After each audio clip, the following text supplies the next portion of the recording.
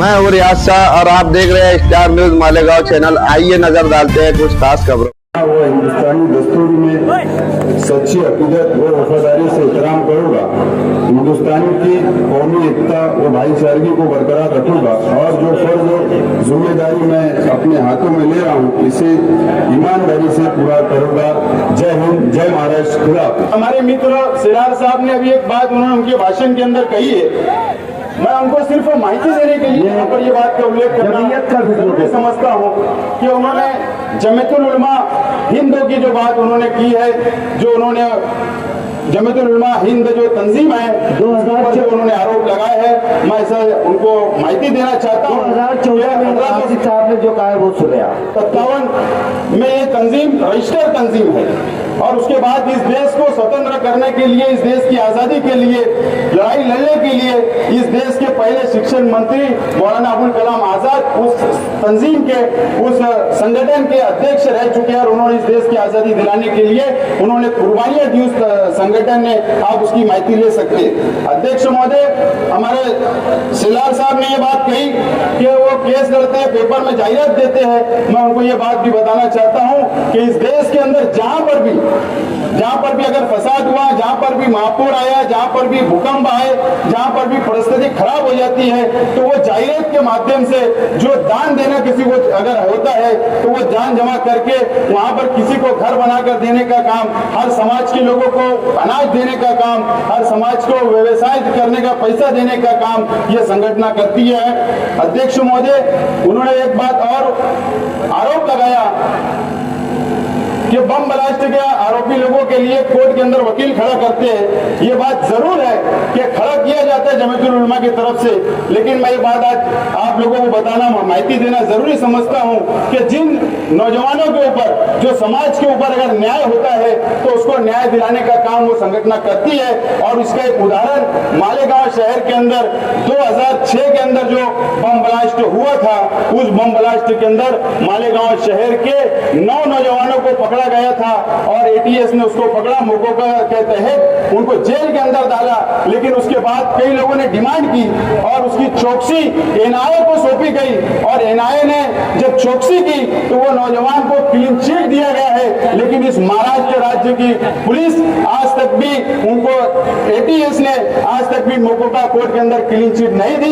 मेरा बोलने का मतलब यही है कि उसको न्याय देने का काम, जहां पर अगर अन्याय होता है तो उसको न्याय देने का काम भी ये जमीयतुल उलमा हिंद करती है। मैं आपके माध्यम से सरकार को ये बोलना चाहूंगा कि इस तरीके की बातों का, लैंड ऑर्डर का इस महाराष्ट्र राज्य के अंदर सभी समाज, सभी धर्म एक साथ रहे, इसके लिए जरूर कोई एक अच्छा ठोस निर्णय लेंगी। धन्यवाद, शुक्रिया। इन्फॉर्मेशन के माध्यम से मैं आपके माध्यम से ये बात सरकार को बोलना चाहता हूं कि 29 सितंबर 2008 को मालेगांव शहर के अंदर बम ब्लास्ट हुआ था और उसमें 6 लोग मासूम बच्चे, महिला और आदमी मर गए थे और 100 लोग इसके अंदर जख्मी हुए थे। वो केस के अंदर Sadhvi Pragya Singh Thakur, colonel Purohit and company, Hemant Karkare साहब ने उसका खुलासा किया था और उनको अटक किया था। सुप्रीम कोर्ट ने बेल दे दिया और एटीएस मोकोका कोर्ट के अंदर 21 तारीख को उसका चार्ज फ्रेम है और उसके अंदर सुप्रीम कोर्ट के अंदर भी एटीएस जाकर उसके अंदर ऑब्जेक्शन नहीं ली और ना अभी एटीएस का जब एटीएस यहाँ मोकोका कोर्ट में भी ऑब्जेक्शन नहीं रही। अध्यक्ष महोदय, यही कारण है बेल हो गई है। और अध्यक्ष महोदय, कब मालेगांव शहर की आवाम को इंसाफ मिलेगा? बम ब्लास्ट तो कोई भी जो दहशतगर्द है, चाहे वो कोई भी समाज को, लेकिन इंसाफ मिलना चाहिए। सरकार से मेरी विनती है आपके माध्यम से कि सरकार ने एटीएस को बोलना चाहिए कि वहां पर जाकर ऑब्जेक्शन ले और उनको डिस्चार्ज नहीं होना चाहिए और हमको इंसाफ मालेगांव शहर की आवाम को मिलना चाहिए। ये आपके माध्यम से मैं विनती करता हूं। अध्यक्ष महोदय, बड़ा दुख होता है कि हम मालेगांव शहर के लोग सिर्फ न्याय मांगते आज तक रह गए कई वर्षों से। हमारे शहर के अंदर 2006 के अंदर मालेगांव शहर के अंदर ब्लास्ट हुआ, आज तक हमको न्याय नहीं मिला। 2008 के अंदर ब्लास्ट हुआ, आज तक हमको उसके अंदर न्याय नहीं मिला। और जो लोगों ने ब्लास्ट किए आज वो भारत की संसद के अंदर जाकर बैठे और ये हमारे हेमंत करकरे साहब को अपमान करने वाले भी संसद के अंदर जाकर बैठे। अध्यक्ष महोदय, और ये जो केस है आज तक न्याय प्रविष्ट है और उस केस का जल्द से जल्द निकाल होकर मालेगांव शहर वासियों को न्याय मिलना चाहिए अध्यक्ष महोदय। मैं आपके माध्यम से मैं सरकार से बोलना चाहूंगा। बहुत बहुत धन्यवाद।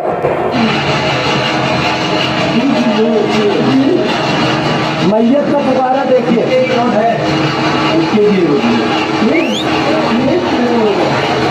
बहुत अच्छे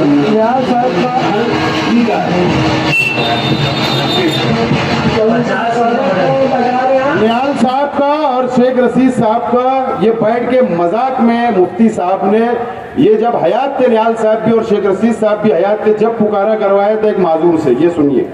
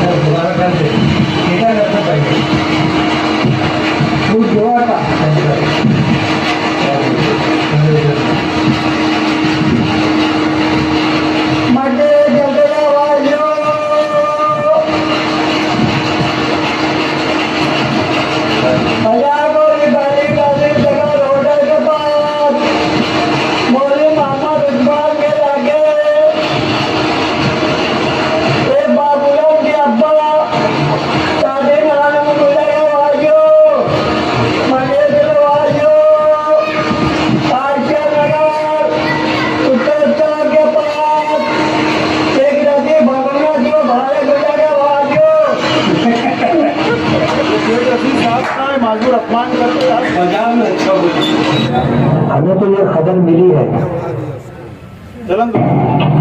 कि ये प्रोग्राम करने के लिए बाकायदा बच्चों को तैयार किया गया था। बच्चों को कुत्ता गोली खिला करके उनको टारगेट दिया गया था। सहारा हॉस्पिटल के पास वहाँ पत्थर वगैरह थे नहीं, पत्थर बाकायदा ला करके वहाँ डाला गया था और ये बात पुलिस डिपार्टमेंट को खत पता है। मुफ्ती इस्माइल ने एनसीपी के लोकल लीडर का नाम लिया, ओवैसी की पार्टी के एमएलए ने इल्जाम लगाया कि वारदात के दिन युवाओं को नशा करवाया गया और फिर उन्हें टारगेटेड स्टोन पेल्टिंग के लिए उकसाया गया। मालेगांव के लोगों का ये एहसास है कि ये एक मखसूस सियासी पार्टी के लोग थे और जो उस पार्टी के ओहदेदार भी जिम्मेदार भी, वही लोग जो है ऐसे बच्चों को लेकर के पेश थे जिन बच्चों को नशा कराया गया था और उनको जैसे पहले से प्रोग्राम दिया गया था और उसी प्रोग्राम के तहत वो लोग ये सारा कामकाज कर रहे थे। आज हम जो बात आपसे कह रहे हैं ये मालेगांव के लोगों का एहसास है और बात यह है कि जो बात इस तरह निकल करके आती है वो कहीं न कहीं सच होती है। बात कौन सी सियासी पार्टी, कौन उनके जिम्मेदार थे, उन पर एफआईआर हुई? अभी तक उन पर एफआईआर नहीं हुई है। अज्जुल हसन वाला एक सियासी पार्टी में युवा का अध्यक्ष है। कौन सी सियासी पार्टी? क्या वो एनसीपी से है, कांग्रेस से, कौन सी पार्टी से? क्या है कि ये काम तो पुलिस डिपार्टमेंट को करना है। तो आप सियासी आदमी है, क्या वो एनसीपी से है? नहीं सर, मैं अभी इस वक्त नाम नहीं लेना चाहता। बात यह है कि मैंने इशारा दे दिया है। फलस्तीन के ताल्लुक से आपने कहा एक बच्चा जो है फलस्तीन का झंडा शुरू से एक बच्चा जो है वो झंडा लेके उससे मेरा कोई ताल्लुक नहीं है। ये जो है एक मिनट, हेलो, ये जो वीडियो देखेंगे आप, ये जब चुन कर गए थे, जब इमरान प्रतापगढ़ी राज्यसभा के अंदर एमएलए वोट देकर राज्यसभा भेजते, खासदार बनाते एमपी, तो ये शिवसेना के एमएलए है और इन लोगों की एक होटल के अंदर मीटिंग चल रही है। इम्तियाज जलील साहब और मुफ्ती इस्माइल साहब एक होटल में मीटिंग कर रहे हैं और एमएलए के पास गाड़ी होती, वहां पर एक टैक्सी में घूम रहे हैं डीलिंग करते हुए। वो वीडियो लो। आता तुम्ही बसलेले होते ना, कुठली बैठक झाली? गोदावरी मल्टी सर्व्हिस मध्ये आहोत. त्याचं कारण म्हणजे या ठिकाणी काही वेळापूर्वी एमआयएमचे खासदार इम्तियाज जलील असतील आणि एमआयएमचे धुळेचे आणि मालेगावचे आमदार हे दोन्ही शिवसेनेचे खासदार जे आहेत हेमंत पाटील यांच्यासोबत होते. हिंगोलीचे जे खासदार आहेत ते त्यांच्यासोबत होते. हेमंत पाटील बाहेर गेलेले आहेत, त्याचबरोबर जे फारुख शाह आहेत ते देखील बाहेर गेलेत. मात्र या ठिकाणी आपण पाहू शकता खासदार आतमध्येच आहेत. तुम्ही स्वतः आता सिक्युरिटीला सांगितलं की आतमध्ये खासदार साहेब ते उघडत नाही, नेमकं काय कारण आहे? अरे अंदर प्राइवेट चल रही तो इनको भी बाहर रखे। ये गफ्फार कादरी है, एमआईएम का सदर कार्यकारी अध्यक्ष है एमआईएम के गफ्फार कादरी, मी काहीच सांगणार नाही. नाही मी काय म्हणतो माहिती काय नहीं खड़े काही सांगणार नाही. तुम्ही ये टोपी वाले पहनते ना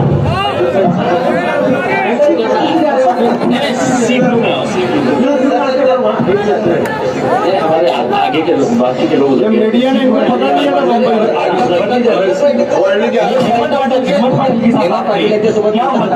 में नहीं हेमंत पाटिल अच्छा नहीं हेमंत पाटिल तो यहाँ पे मिला नहीं हमारा उनके साथ कहीं नहीं यहाँ पे मिले हैं वो रेस्टोरेंट में. अभी हम सीधू जा रहे हैं वहाँ पे आ जाइए. हमारी एक गाड़ी है तो आगे चले गई है, एक गाड़ी आगे चले गई वहाँ पे आ जाइए. इसको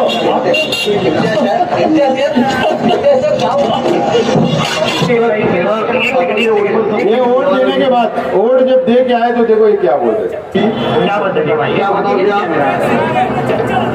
वोटिंग हो गई है और क्या बताएंगे. किसको वोटिंग किया आपने ये तो तो रहता ना. वोटिंग का मतलब ही ये है कि किसको वोटिंग दी गई है उसको बताया ना जाए.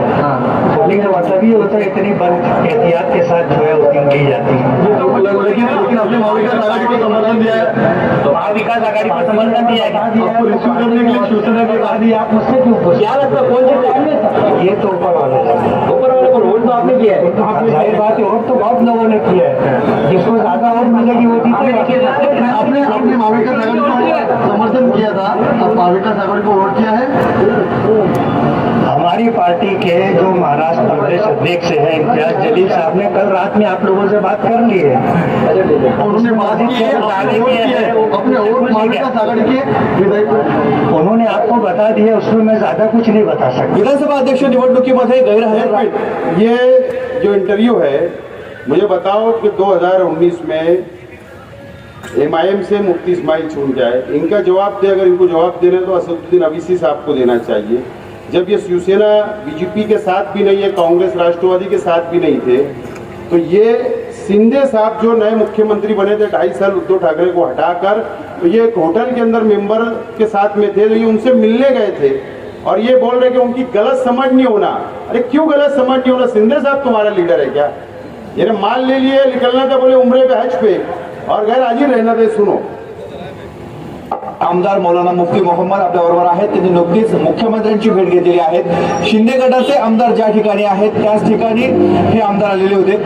आपण निवडणुकीसाठी गैरहजर राहतात आणि इकडे शिंदे गटातील आमदारांची भेट घेत आहेत. मैं मालेगांव था और मुझे हज के लिए जाना है. तो हज के ताल्लुक से जो पेपर वर्क था उस ताल्लुक से मुझे हज हाउस में बुलाया गया था. तो मुझे ऐसा लग रहा था कि 10-15 मिनट का काम होगा, वो निपटा के मैं आ जाऊंगा. मैं वहाँ गया तो जो लोग बुलाए थे वही लोग मौजूद हाजिर नहीं थे. तो मुझको आने में देर हुई, इसलिए मैं हाउस में तो नहीं था. मुझे हज पर जाना है, मैं कल भी नहीं रहूँगा. आज रात मेरी रवानगी है. तो ये हुआ कि किसी को ऐसा नहीं लगे कि ये दोनों दिन गैर हाजिर. CM साहब जो है कम से कम उनके कान पर बात आ जाए कि मैं नहीं हूँ, हज पे जा रहा हूँ इसलिए नहीं, और मुबारकबादी देने के लिए आया था और मेरा कल गैर हाजिर रहूंगा मैं, तो उनको मालूम रहना चाहिए. बताओ उद्याला बहुमत असल्यामुळे हेलो, बात बताओ कि शिंदे साहब CM को कोई बोलने की जरूरत नहीं मैं गैर हाजिर रहूं नहीं रहूं. अरे मेरी पार्टी अलग है, मेरा लीडर अलग है, मैं रहूं या ना रहूं, ये गैर हाजिर रहने के लिए सिर्फ इसके वास्ते है. लो आगे. ये इम्तियाज जलील साहब है, MP जो थे औरंगाबाद के.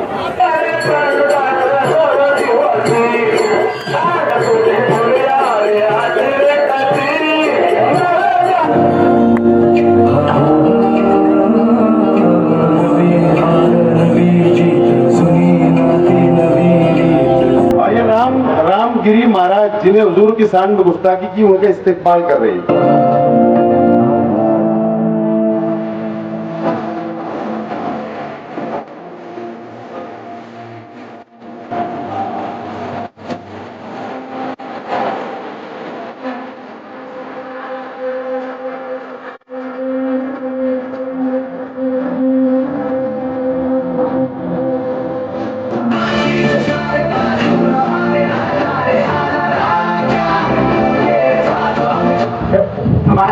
ये नीतीश राणे जो मालेगांव में आया था किले पे जो किला झोपड़पट्टी तोड़ने के लिए बता माझ्यापेक्षा जास्त विद्वान आहे मला कदाचित नगर विकासाचे कायदे कमी माहिती असतात म्हणजे तुम्ही नवीन जे अतिक्रमण जे वाढलेले आहेत त्यांना पण तुम्ही घरपट्टी बांधून तुम्ही त्यांना अधिकृत करताय तर जे उद्या तुम्ही जेव्हा त्यांना नवीन लोकांना काढायला लागतात ते घरपट्टीचे पावते दाखवणार तुम्हाला ते बघा ना तुम्ही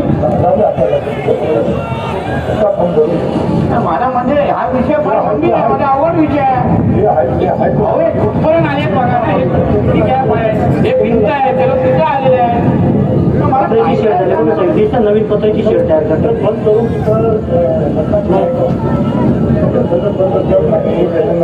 तुम्हाला अगर नाही जमत असेल तर मी एक दिवस मी बुलडोजर आणलं तर चालत तुम्हाला होऊन जाईल कायद्याने सोयीचा प्रश्न करायचा हे जबाबदार तर तुम्ही लोक आहेत तुम्हाला अगर बुलडोजर नाही चालवायचं असेल तर आम्ही तरी घेऊन येतो एक सकाळी आणि मला न सांगता उडून टाकतो त्याला मला मालेगावमध्ये आज तू सकल मोर्चा हा निघाला आहे खरं तर मोठी गर्दी नाही त्या मोर्चाच्या आपला मोर्चाचं नेतृत्व हे करतायत राणीच्या आपण बोलूया दादा हा मोर्चा निघाला तुम्ही स्वतः सहभागी मालेगावातल्या हिंदूचा जन आक्रोश या मोर्चाच्या निमित्ताने बाहेर येतोय सातत्याने हिंदूंवर या मालेगाव शहरामध्ये होणारे हल्ले मंदिरामध्ये नमाज पढण्याचा प्रयत्न आमच्या भुईकोट किल्ल्यावर वाढता असलेला अतिक्रमण गौरक्षकांवर जे सातत्याने जे हल्ले होत आहेत म्हणजे इकडचा हिंदू असुरक्षित आहे आणि त्या हिंदूला आमचं हिंदुत्वादी सरकारचे प्रतिनिधी म्हणून आम्ही आधार देण्यासाठी आलोय ताकद देण्यासाठी आलोय पोलीस यंत्रणेला एक संदेश देण्यासाठी आलोय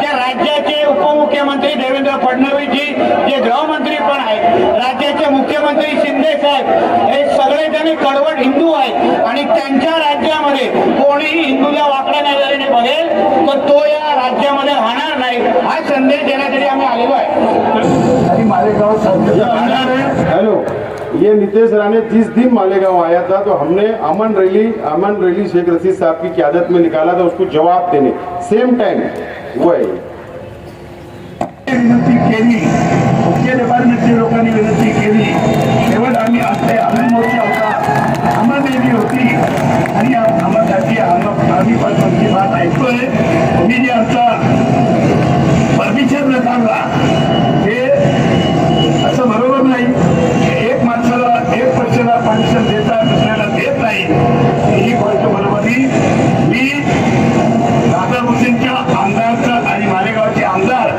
आणि नितेश राणेचा निषेध करतो आणि आपला भाषण संपवतो तो दोस्तों ये तमाम ही चीजें ये तमाम ही वीडियोस थी मेरे काम का जैसा गुल खिला ये भी देखा तो ये आपको बताना था जो नौजवान है जो 14 साल 15 साल के थे 5 साल पहले वो आज 20 साल के ऊपर बताना था और आप देखिए और फैसला करिए आपका बहुत बहुत शुक्रिया और इंशाल्लाह जब हम आवाज देंगे मास्टर स्ट्रोक का तो इसी तरीके से जमा हो शुक्रिया। इस वीडियो को लाइक करें हमारे चैनल को सब्सक्राइब कर बेल आइकन जरूर प्रेस करें। हम